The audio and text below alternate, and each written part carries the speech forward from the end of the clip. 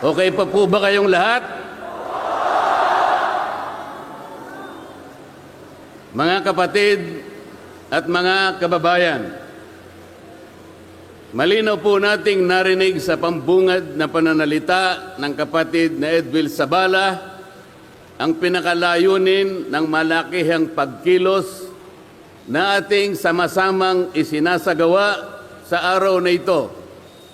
Nais nating katawanin ang nagkakaisang damdamin ng milyon-milyong Pilipino at isatinig ang kanilang pinag-isang mithiin para sa isang mapayapa at nagkakaisang Pilipinas.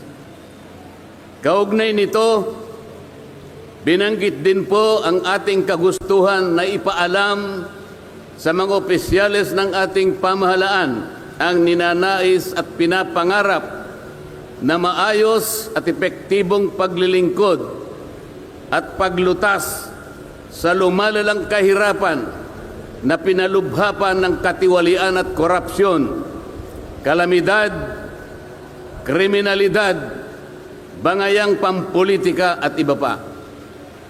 Kinikilala po nating lahat na nagkakatipon ngayon na sa pagkakaisa, kapayapaan at pagkakasundo lamang natin makakamit ang hinahangad na pagunlad at pagsulong ng ating bansa. Sa bahagi po naman ng kapatid na Romel Topacio, tinindigan ang pagtitipong ito ng Iglesia ni Cristo ay konkretong kahayagan ng suporta sa naunang pahayag ng Pangulong Bongbong Marcos na hindi sasang-ayon sa isinusulong na impeachment laban kay Vice President Sara Duterte. Kinatigan din po ng Iglesia ni Cristo ang posisyon ng Pangulo na ang impeachment ay hindi makapagdudulot ng kabutihan sa buhay ng kahit isang Pilipino. Hindi lamang ito pag-aksaya sa oras ng pamahalaan, kundi makakahadlang din sa pagre-resolba sa marami at pangunahing problema ng bansa. Mataas na presyo ng bilihin, mababang kalidad ng edukasyon, infrastruktura, serbisyong pangmedikal, kriminalidad, seguridad at iba pa.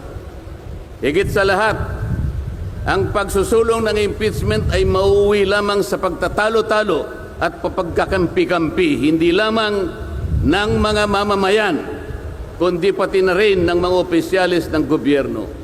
Ipinaalala rin na kapag nagtatalo-talo ang mga nasa pamahalaan, apektado ang taong bayan, at kapag magulo ang bansa, ang mga tao ang kawawa.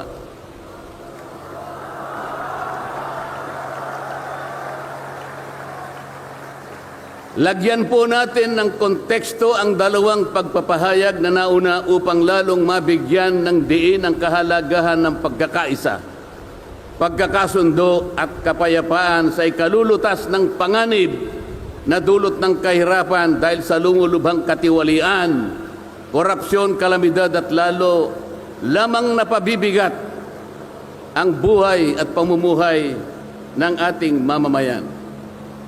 Sa isang ulat balita ng periodikong Philippine Star, 4 na araw nang nakararaan ay ganito ang sinasabi.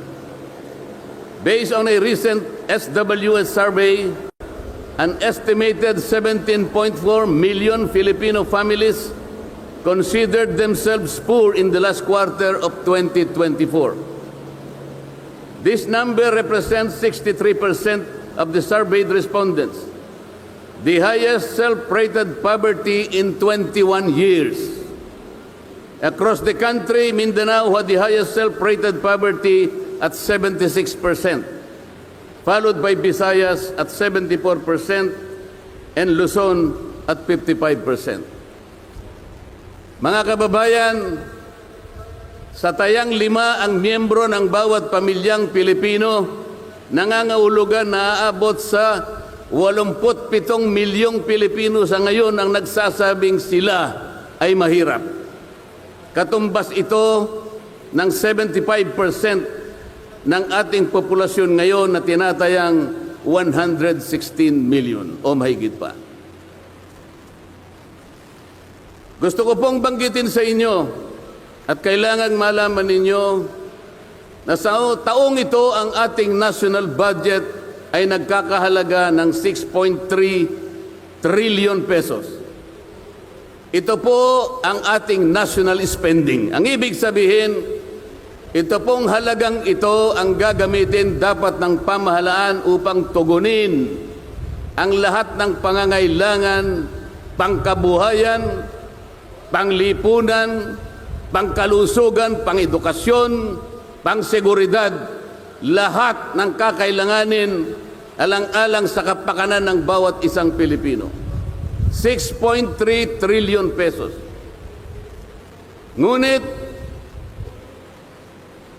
ang tinatayang magiging income lang ng ating bansa ay kulang pa sa 5 trilyong piso. Ang ibig pong sabihin, meron tayong deficit. Meron tayong kakulangan na 1.5 trillion pesos. Ito po ang ating ipangungutang sa taong ito. 1.5 trillion pesos.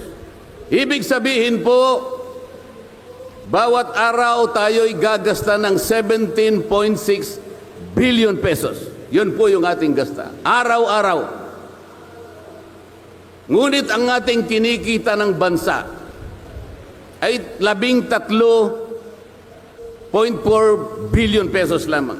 Sa makatwid, ang uutangin natin araw-araw ay 4.2 billion pesos. Katumbas ng 175 million pesos bawat oras. Napakabigat po na hinaharap na hamon at problema ng ating bansa. Hindi po biro-biro ito. Ito po ay pananagutan po ng ating mga opisyales. Hindi po pwedeng talikuran ito. Ganito na po kalala ang problemang pang-ekonomiya ng ating bansa. Ngunit, hindi po yata ganito ang naging direksyon, sapagkat sa halip na po unahin ang mga binanggit nating malalaking problema na kinakaharap ng ating bansa, ang inuna po ay mga bagay na mauuwi lamang sa pagkakampi-kampi at pagkakabahagi ng ating bansa. Bakit po? Nagtatagpo ng Quadcom. Ang buong akala ko po, sa pagtatatag ng Quadcom, ito po ay 4 na komite sa House of Representatives. Kinonsolidate, ginawang isang makapangyarihang komite na ang buong akala ko, ito ang gagamitin para tutukan ang namumuong problemang lumulubha pa na hinaharap ng ating bansa. Napakataas po ng bilihin, lalo na po yung pagkain ngayon. Nagtanong-tanong po ako, ang isang pirasong kamatis last week is 20 pesos. Tama po ba yun? Ngayon po, may nagsabi sa akin 30 pesos isang kamatis. Ang 1 kilong kamatis, 400 pesos. Tama po ba yun? Ang 1 piraso ng siling pangsigang ay 10 piso. Yun po yung sinabi sa akin. Tama po yun? 600 pesos per kilo. Yun pong bell pepper. 2 kulay po yata yung bell pepper. Isang berde, isang pula. 45 pesos ang 1 piraso. 1,000 pesos ang 1 kilo. Bakit hindi po ito yung unang harapin natin? Napakalala po ng presyo ng kuryente sa ating bansa.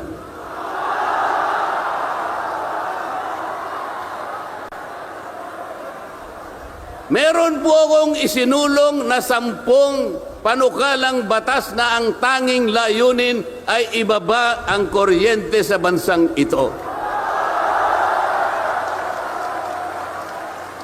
Ikinalulungkot ko pong ibahagi sa inyo na kahit isa'y wala man lamang pong nadinig.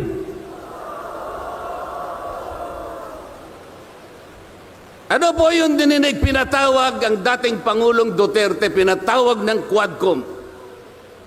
At ang ginamit na pamamaraan ay yung isinasaad sa saligang batas, inquiry in aid of legislation. Natupad po ba yung inquiry in aid of legislation? Paano po in aid of legislation kung ang tatawagan nilang resource persons para humarap sa paglilitis na yon ay puro kalaban ng dating Pangulo? Alam po ninyo lahat yon. Pinagtatanong nila yung Pangulo base doon sa mga sinumpaang salaysay at affidavit nung kanyang mga inusig nung kanyang panahon sa war on drugs. Hindi naman ipinatawag ang mga taong maaring makapagbigay sa kanya ng tulong upang ipaliwanag ang war on drugs. Hindi ipinatawag ang mga Solicitor General sa kanyang panahon. Hindi ipinatawag ang mga Chief PNP upang magpaliwanag kung ano ang war on drugs. Puro kalaban ng dating Pangulo. Yung mga abogadong kasama niya para magtanggol sa kanya, hindi pwedeng magsalita. Sapagkat ang tuntunin sa mga komite, ikaw ay papayagan lamang para payuhan mo ang kliyente mo sa kanyang karapatan. Ngunit paano mangyayari na ang kliyente nila ay papayuhan sa kanyang karapatan kung bubulungan lang siya, ay makikita siya ng isang chairman doon? Attorney, huwag mong bubulungan yan. Iko-contempt kita.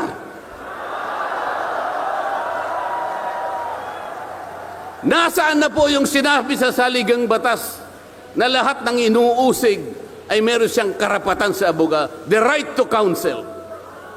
Wala na po. The right to confront your accusers. Wala po mga accuser doon.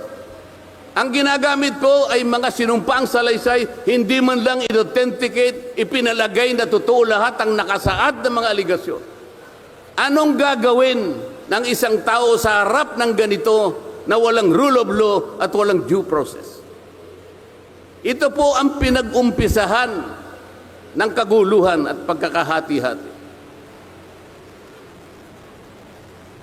Sa kagustuhan po nila na mausig ang dating Pangulo, ayaw po nilang pumunta sa korte, ayaw nilang pumunta sa piskal. Ano po ba ang sinasabi ng mga desisyon ng Korte Suprema?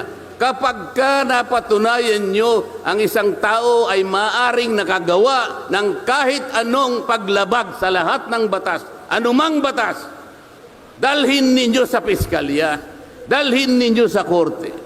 Yun ang tamang paraan. That is the rule of law.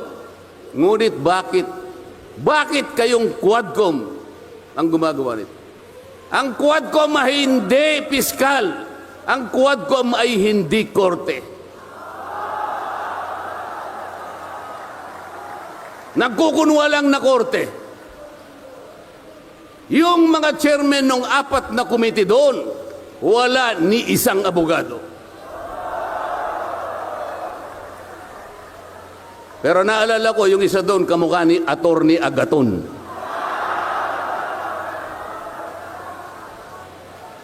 So sa halip na ang unahin ay yung kapakanan ng mamamayan, sa harap at liwanag ng napakaraming nakabantang panganib sa atin, sa ekonomiya, panglipunan, pangsiguridad, korupsyon, katiwalian, bakit ang inuuna ay usigin ng isang tao na hindi naman ipadadaan sa tamang proseso ng batas?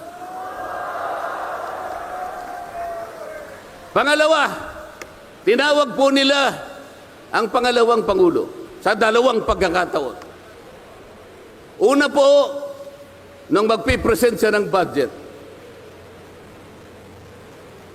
Ang pinipresent po niyang budget ay budget for 2025. Akalain po ninyong ang gusto nilang tanungin ay yung pagkakagasta ng kanyang budget noong 2022 and 2023. Saan ka naman nakakita ng ganong klaseng direksyon? 2025 ang dapat pag-usapan, ang kanilang pilit na itinatanong ay paggamit o paggasta niya noong 2022 at 2023. Ang sabi po ng Vice President, siguro nainis na rin, I forgo my opportunity to defend this 2025 budget and I leave it to the discretion of the House of Representatives as presented. Oh, ayaw pa nilang tanggapin.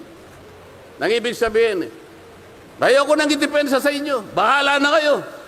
Kung anong gusto nyong ibigay sa akin, bahala na kayo. Ano pong ginawa nila? Hindi. Kinakailangang masagutin mo lahat ito. Walang exempted dito. Kahit ano nga yun siya, kailangan namin tama po yung lahat po ng paggasta ng pera ng bayan ay kailangan pong suriin. Totoo po yun. Ngunit meron pong pagkakataon at panahon sa paggawa nito. Hindi po sa panahon ng pipresenta ng budget.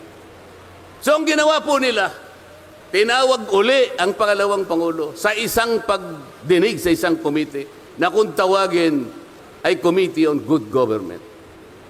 Alam po ninyo yung pagsisimula nila para magkaroon ng katwiran na masabi na ang Vice President? Kinasangkapan nila yung isa sa amin, isang representative sa Maynila, tumindig at nag-privilege speech. Yung subject matter po ng kanyang privilege speech ay kaugnay po ng budget na pinagtatalunan na po sa plenaryo at sa committee. Sa tuntunin po ng House of Representatives, no one should avail of the privilege hour if the subject matter is related to a pending bill. Nandun na po yung bill sa baba, pinagsalita pa po yung isa. Nung banggitin ko po ito, nire-raise ko po, sabi ko, wala pong katwiran ito. Kailangan po tindigan ninyo, sundin ninyo ang ating tuntunin. Kapag hindi tayo sumunod sa ating tuntunin, sinong maniniwala sa atin na tayo'y may karapatang gumawa ng batas para sa ikabubuti ng ating bansa?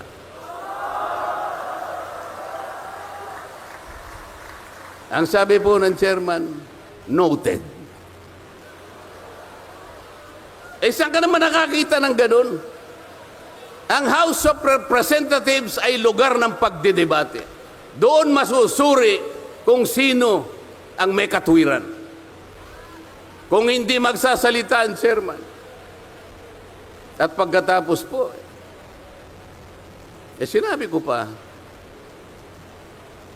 bakit baka ako, dahil lamang sa isang manifestation ng isa sa amin, ginawa na naman ninyong isang motu proprio action. Yung motu proprio po ay, ibig sabihin, ang komite sa kanyang sarili ay pwedeng mag-imbestiga sa sarili niya. Pero ginamit nila yung manifestation ng isa sa amin. Mali na naman po yun. Hindi po dapat ganun. Nung i-raise ko po yun, ayaw na naman po nilang pumayag. Samantalang ako po, I delivered a full privilege speech. DepEd din ang pinag-uusapan nun. At ang ni-raise ko po ay yung katiwalian involving more than 3 billion pesos covering 3 annual audits of the Commission on Audit. Kahit na full privilege speech, hindi man lang po ni-refer sa committee. Samantalang yung illegal po na privilege speech, dali-daling ibinigay kagad sa Committee on Good Government. Kahit na illegal, kahit alam nilang mali. Ito po yung problema. So sabi ko, Mr. Chair, bakit tayo po ang sumusuri? Bakit tayo po ang nag-audit ng confidential funds ng Vice President? Bakit tayo po? Hindi po ba ang minanduhan ng ating saligang batas na tanging may otoridad at kapangyarihang mag-audit at mag-examine ng lahat ng report at papeles ng pagkakagasta ng ating bansa ay ang Commission on Audit? Ni-raise ko na naman po yun. Ayaw pong sumagot ng chairman.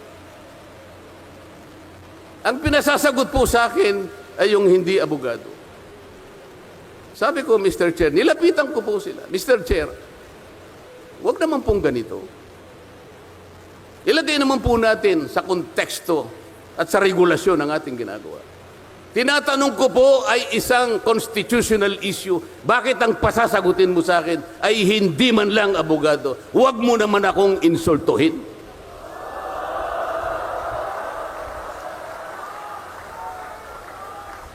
Doon sa puntong yun, alam po ninyo, pati yung kinakain kong hopya, pinagtripan nila.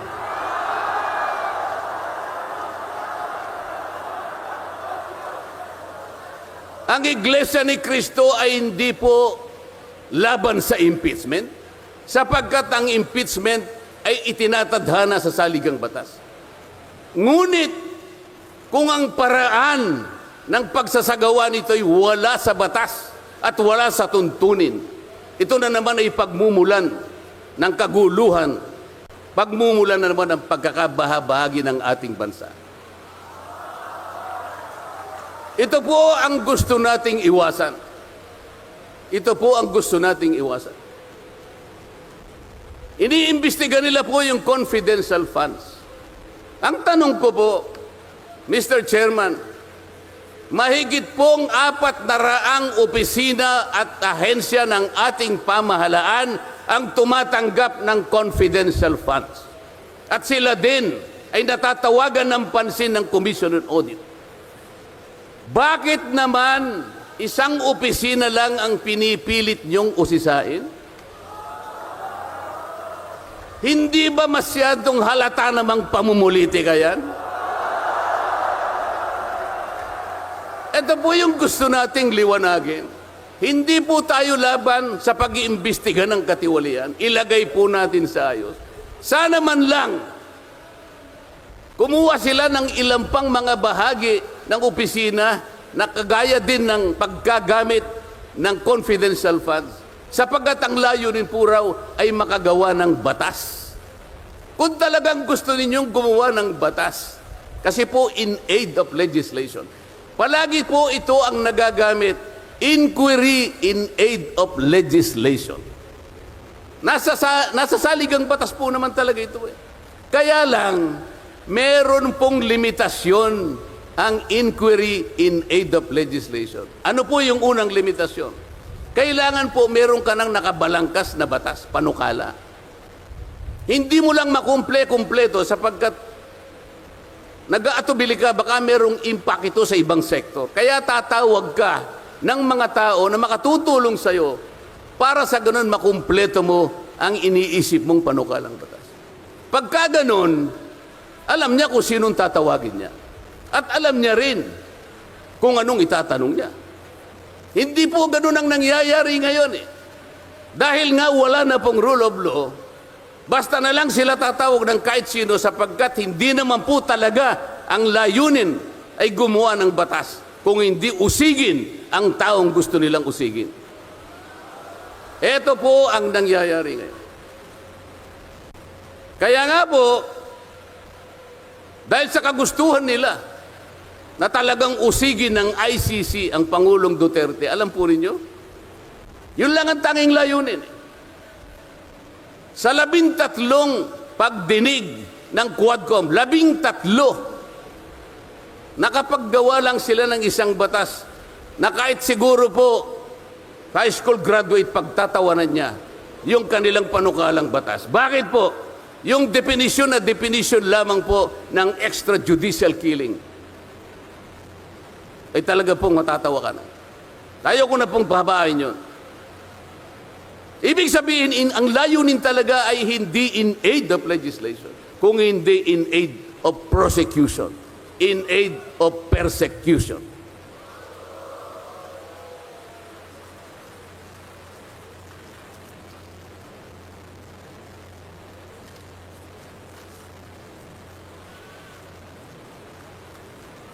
Kanina po, mga kababayan, napanood po ninyo ang video na kung saan ay nagpahayag ng di pagsang-ayon si Pangulong Marcos sa namumuong impeachment laban sa pangalawang Pangulo. Ulitin ko lamang po yun. Sabi niya, tumutukoy po dun sa pagsasagawa ng impeachment.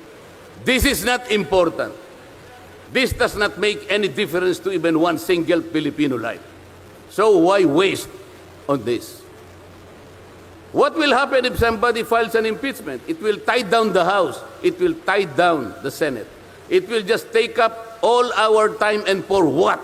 For nothing, for nothing. Sabi po niya ito, none of this will help improve a single Filipino life. As far as I am concerned, it is a storm in a teacup. It's a tempest in a teacup. Ang ibig sabihin, isang napakaliit na bagay na pinipilit ninyong palakihin. Napakalaki ng problema ng bansa ang inaharap natin. Ito ang ating atupagin. Ito yung gustong mangyari ng Pangulo ng Republika ng Pilipinas. Sumagot po ang liderato ng House of Representatives. At sa isang bahagi, ang sabi po niya, ito po, kinuha ko lang yung isang bahagi sa isang mahabang manifestong ginawa nila. Sabi po ng House of Representatives, bilang tugon doon sa sinabi ng ating Pangulo. Sabi po niya, together, let us rally behind our President to protect and preserve the gains of democracy as we build a stronger, more united, and more prosperous republic. Pero nasaan po kaya? Nandito po kaya lahat yung mga sumama sa manifestong ito na sumusuporta na mag-rally tayo sa likod ng Pangulo? Tayo'y magkaisa upang panindigan yung nauna niyang pahayag na ang gusto nating unahin na pagkaisahan ay yung pagtugon, pag-address sa mga problema ng bansa. Nasaan kaya sila?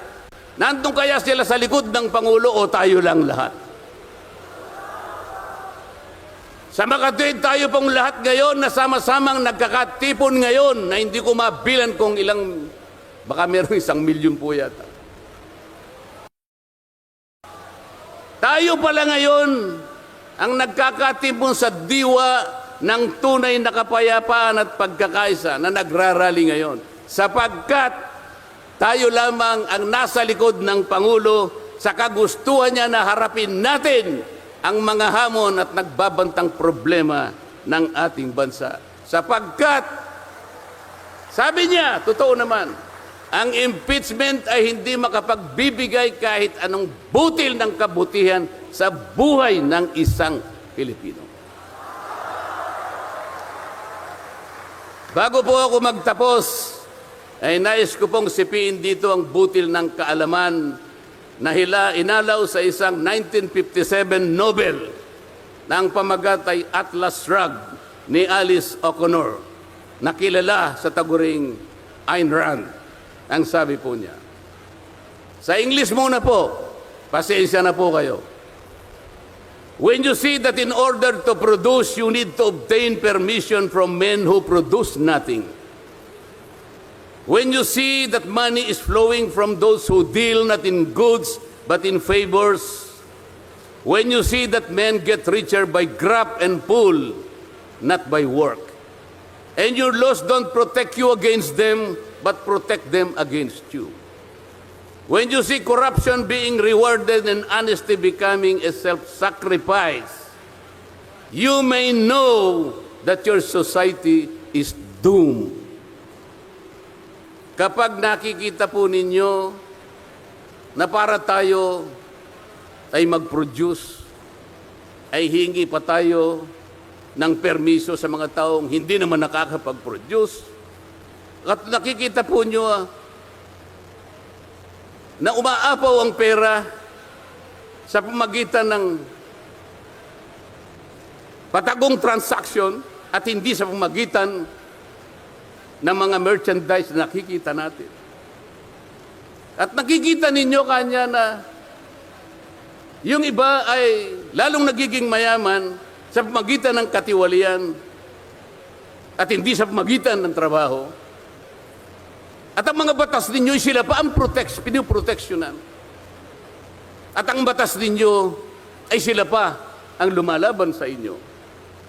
At kapag ang corruption ay ito ang itinatadhana, ito ang binibigyan ng reward. At yung katapatan ay ito ay nagiging sakripisyong pang-personal. Alam na ninyo na ang inyong lipunan ay nasa kapahamakan. Mabigat po ito. Mabigat po ito. Ito ang dapat harapin ngayon sa pamamagitan ng pagkakaisa, pagkakasundo at kapayapaan. Hindi po biro-birong problema ang inaharap ng ating bansa. At bago po ako tuluyang magtapos, payagan ninyo kung ulitin ang sentimiento ni Edmund Burke, isang English political philosopher, na sinabi niya, "The only thing necessary for evil to triumph is for good men to do nothing." Sa Tagalog po, ang tanging kailangan para magtagumpay ang kasamaan ay magsawalang kibo at walang gawin ang mabubuting tao. Maraming salamat po at magandang hapon po sa ating lahat.